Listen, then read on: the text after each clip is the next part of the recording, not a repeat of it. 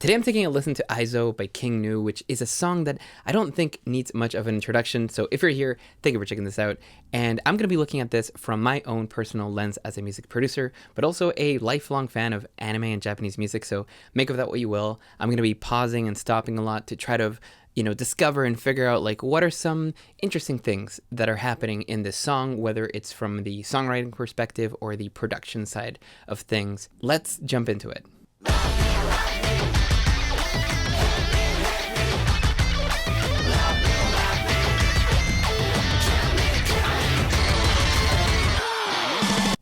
So already like the ceiling is getting quite high. That lead guitar is doing a lot of fun stuff, just kind of, I don't know, just jamming out, squealing, and just, I don't know, that's fun.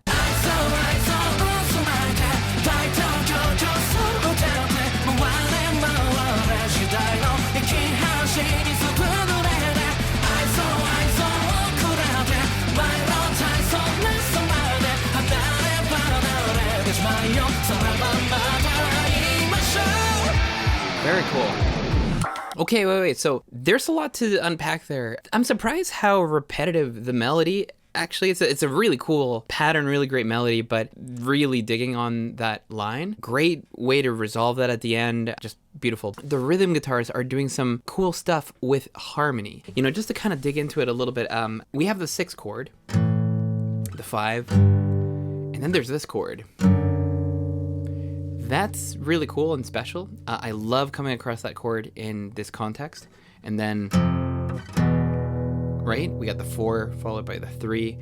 But what is that thing in the middle? In fact, if we just look at the notes that we're playing, F sharp, D, we have a D major inversion.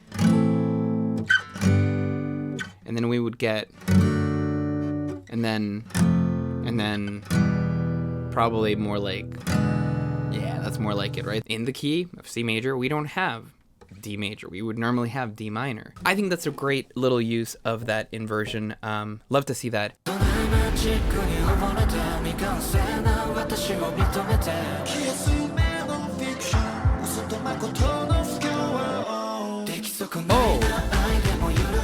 Considering the song title, we got AIZO, we have contrast, focus on contrast, hopefully. Bright and dark, heavy and light. This is the light version. This is, lyrically, there's a lot going on, but this is the lighter part of the song that we're looking for, that we're, kind of aiming for if we want contrast. I love that they have some really nice harmony in the background with those synthesizers. There are these kind of synth pads just like swirling in the background. Really soft, really filtered.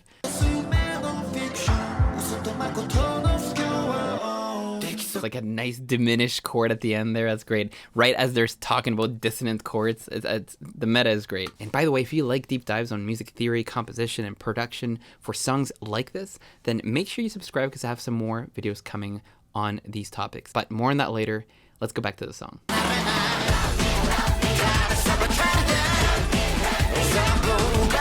Wow, cool. Yeah.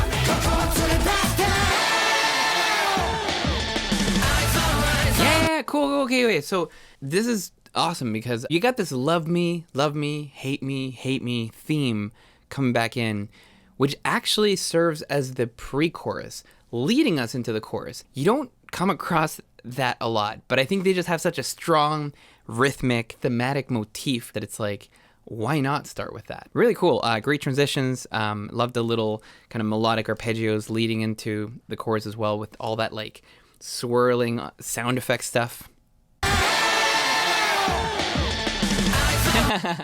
Yeah, it's a lot going on. A lot of sound effects.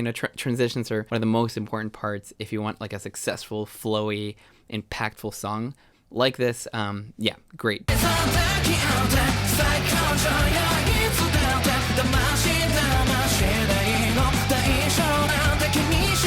Oh, cool.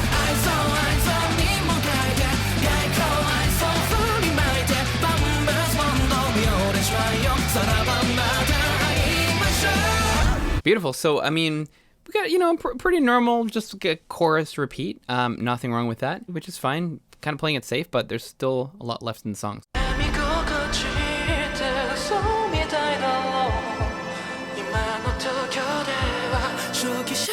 ない甘い言葉で難せて今が最高とそう思わせて情けは妙で正常無常で一生平行線ね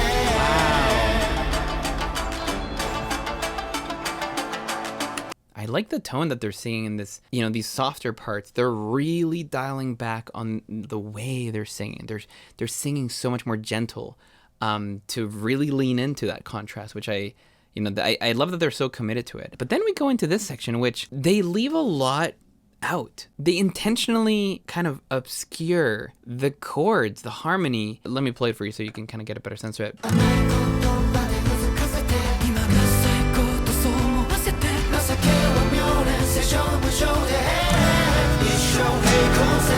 Sometimes that gives you a little bit more freedom with what you can do in terms of, you know, the other kind of high frequency content, whether it's guitars or synths or vocal harmonies. But also it just gives you a bit of a different vibe. Anyway, let's keep going on to the shamisen section. What is going on here?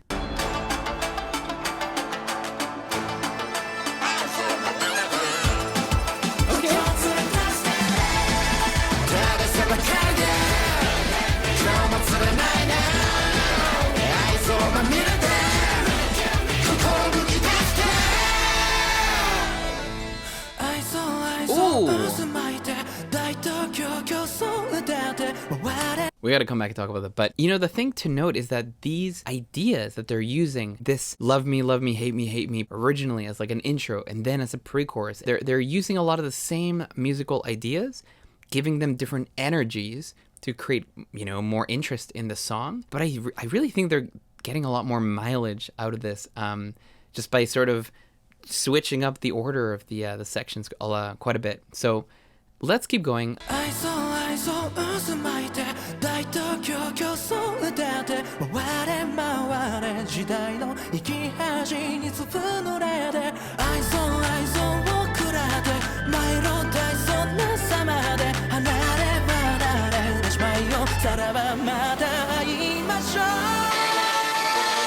Oh, are we going into a key change? Okay, so we got to talk about this breakdown. This is beautiful, but it's also kind of the first time we've heard this vibe with this melody. This is the melody that we normally hear with the kind of heavy section. This idea of contrast, it's kind of combining in this section in a way by marrying, you know, the melody that you normally hear in the heavier section with these really chill chords. It's like a reharmonization. It gives it a new flavor we haven't heard before, and I love this strategy because you're taking melodies that you've already composed, you're just simply repeating them, maybe tweaking them a little bit to add a little bit of a variety, but it's really the same core idea with a new kind of context around it. And that actually just changes the whole thing. Between the production choices and just this reharmonization, it's a really neat breakdown. I like it.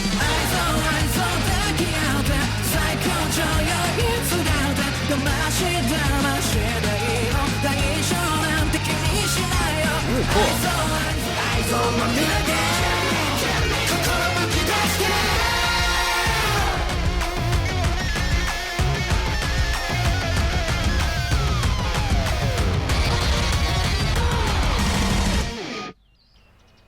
Very cool. So, final chorus, lots of ad-lib, vocals, and, you know, group chants and all this stuff. It's just like all the things merging together at the end. And, you know, just nothing too crazy. We're just repeating a lot of the same ideas, playing them all over again, but just one final kind of big climax. Nothing wrong with that. But overall, my takeaways from this are, I really like how the verses are so dialed back in energy and the delivery of the vocals, but also the synthesizers choosing chords and harmony that are so tasty and musical, but choosing a sound that is not so abrasive, not so in your face, so that you won't be disrupted. We got that theme that they keep reusing and kind of reframing throughout the song to use that idea in different ways, in different contexts. Great usage. Again, as a composer, that's a great way to just get more mileage out of your ideas. And then, of course, we have that beautiful breakdown with the chorus melody. And that just stands out to me because it shows that they're really respecting the original melody that they've written, but just sort of recontextualizing that moment and that feeling that they're creating with new harmony around it. It's just like, so tasteful. And I'm gonna leave it there for this video, but what do you think? Do you think this fits the Jujutsu Kaisen vibe for the new season? Is it too much? Is it too little? I'd be curious to know in the comments. But also, I'm looking for recommendations. If you have any specific songs that you'd like to learn more about when it comes to J-pop and J-rock, I'm working on some song studies and breakdowns that you might find really interesting if you like to get into the deeper side of things like writing and production, but more on that next time. And of course, if you enjoyed this, give it a thumbs up, subscribe for more, and I'll see you in the next one. Peace.